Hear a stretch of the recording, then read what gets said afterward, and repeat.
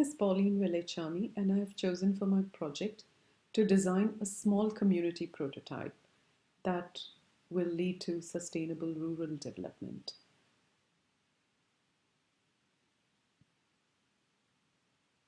Sustainable rural development is important because to achieve the Millennium Development Goals, the focus is one of the major focus areas is poverty eradication. And many countries, such as the one I come from, India, as well as the other BRICS nations like Brazil, Russia, China, and South Africa, exhibit typically the emergence of megacities which show inequitable growth. This prevents nations from moving to the Sustainable Development Goals. Besides that, it's impossible to achieve a sustainable equilibrium between material wealth and well-being with the emergence of megacities as seen in these countries. What is the need for small community design? Small communities, I believe, provide a better solution for a healthier life and a more sustainable environment. Megacities are unsustainable. As seen here, these are pictures of New Delhi and its peri-urban areas. What was planned was New Delhi as a sustainable city, but its growth and the global pressures on it have been quite tremendous, as can be seen in the pictures in the bottom of this slide. On the bottom right of the slide is a picture of a peri-urban area of New Delhi called Gurgaon, and this city has grown into what is seen in the picture from an agricultural land in within a space of just 10 years. What happens next then is the development of suburban and urban slums like the ones seen in the picture on the left corner. Megacities therefore create unstable social systems, also create degraded and highly exploited environmental systems, and lead to inequitable economic systems. Megacities further pose a challenge to environmental democracy and governance. What are the elements of rural poverty resulting from the impact of megacity developments? Economic vulnerabilities and dependencies, loss of livelihood, loss of land assets, loss of entrepreneurial opportunities, loss of traditional skills and crafts, because all of these flow into the megacities of the nation, providing more and more opportunities in the megacity, creating the loss in the rural areas. We can also see loss of environmental and agricultural assets and knowledge in a largely agricultural-based country like India, for instance. The environmental dereliction and overshoot is also quite obvious. Let's take a look at the elements of rural poverty.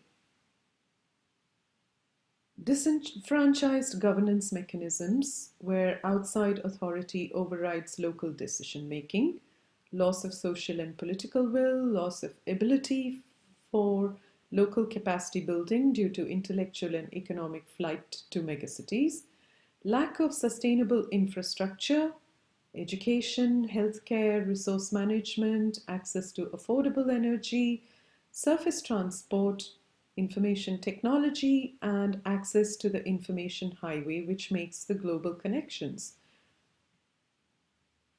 What's missing? We can see from the elements of rural poverty that's what's missing is the sustainability factor. How can we bring the sustainability factor back into planning? We should link the idea of well-being to the economic growth story and de-link the idea of infinite economic growth with finite factors such as natural resources? How can economic enterprise put relationships, craft, and environment at the heart of it? How can we create the future we want? By creating a small community prototype. A small community prototype can reverse the rural-urban push-pull factors that leads to the creation of megacities and rural poverty. It can also generate local economic, human, and natural capital assets.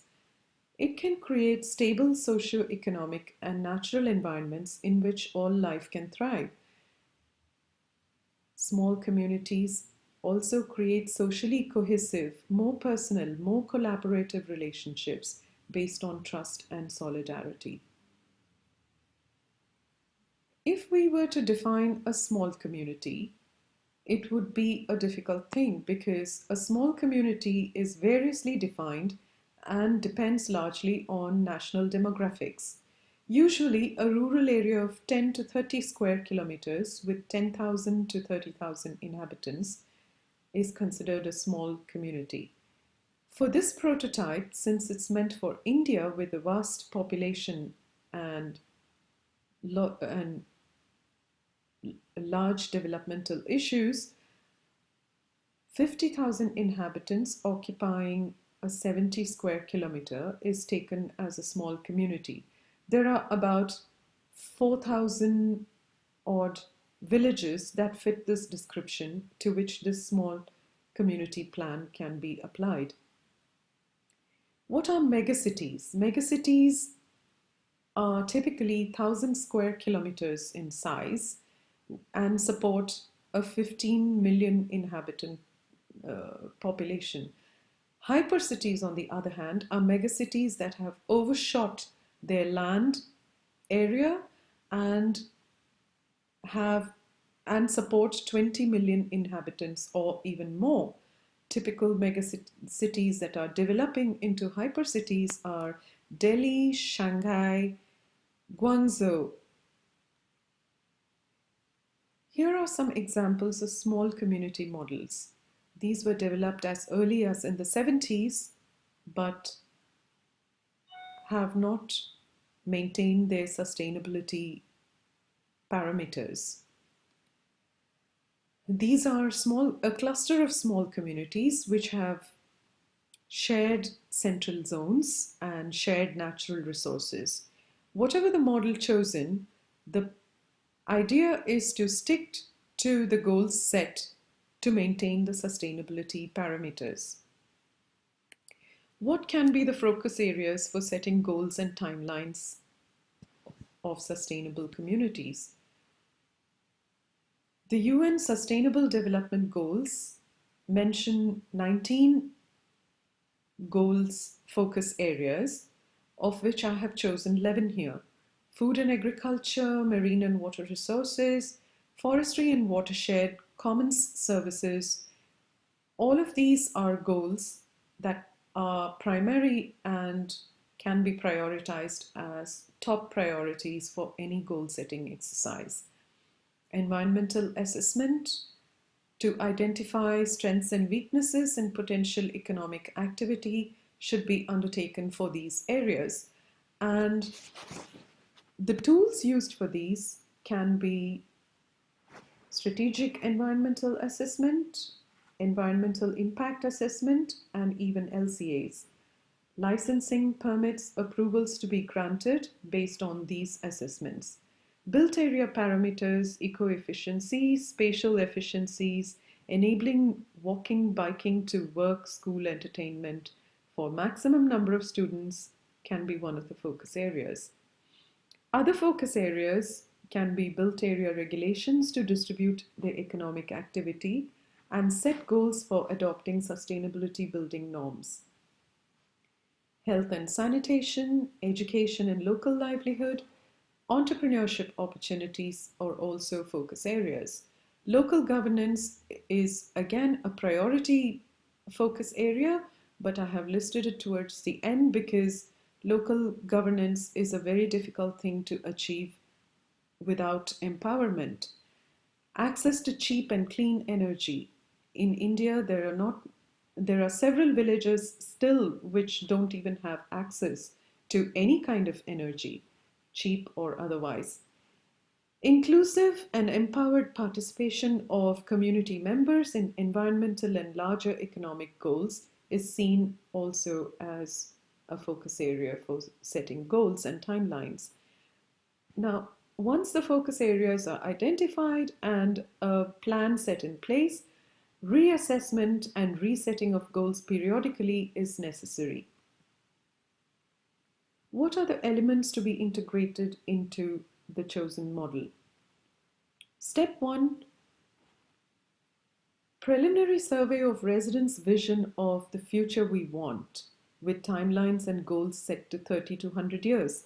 30 to 100 years seems like a very long period of time, but 30 years is seen as a very sustainable timeline for setting goals and acting on them. Sustainability goals are long-term, and short-term goals can actually lead to unsustainable results in the long term. Based on survey, build focus area goals into sustainability model for each of the focus area. Step 3, environmental assessments, LCAs. These are used in the decision making and governance processes and for setting up economic activity as well. Step 4 would be to build a long-term communication plan that envisions engaging the community to strengthen democratic processes in the community. Finally, step 5 is to reassess continuously and adjust the goals and timelines as time passes. What are the typical barriers to implementation? Failure to create a cohesive community identity, ineffective communications plan, divergence in views, social stratification, leading to failure in goal-setting processes where the community is unable to reach a consensus on common goals can be a huge barrier. Failure to participate and engage effectively, the social and political will to participate and engage can be another major barrier. Educational, economic, and technological challenges are also barriers in implementation of a sustainability plan. How do you build the community? By creating a communication strategy at the outset, which aims to educate, integrate, promote pride in belonging, a communication strategy that would enhance the we feeling within the community. How do we do that? We use technology to reach people. There are various technologically advanced ways to reach the people now, of which the media is a most effective way. Social media is also a good way to reach people. Community mobilization is an age-old method where groups of volunteers go out into the community and mobilize other groups of people to engage them. Awareness raising, again, is a media-based method that would involve issue by issue education and awareness creation. These are some of the methods of building the community. What is a good example of a small community, as I see it, is Santa Monica.